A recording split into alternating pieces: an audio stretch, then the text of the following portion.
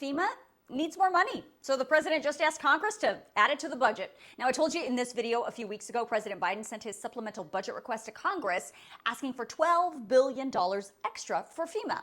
Well, today, he upped that request to $16 billion. Why? The president says because of the extraordinary cost of responding to all of these catastrophes around the country, like the wildfires in Maui and Hurricane Idalia. Both Maui and several parts of Florida right now are declared major disaster areas.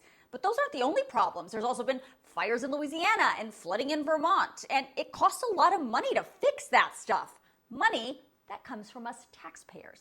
Now, if approved, that $16 billion would go to FEMA's Disaster Relief Fund, which supports the victims with temporary housing, food, and money to start rebuilding what they lost. It also helps local governments repair and restore their public infrastructure. Now, in case you missed it, I spoke with FEMA all about the recovery in Maui and the supplemental budget request in this video last week. But there's a little catch. Actually, there are two catches. One, when Congress comes back to Washington, D.C. next week, lawmakers will only have a few days to make a deal on this supplemental budget request and all the rest of the government funding that Congress is responsible for. In case you're wondering, yeah, they waited to the last minute again.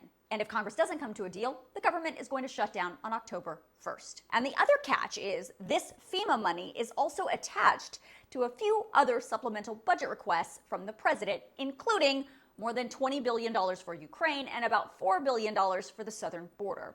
At this point, several key Republicans in the House are pushing back, saying they won't support any of the president's budget requests if they're attached to Ukraine, unless they get some of their key demands met too. So the next few weeks are going to be very interesting.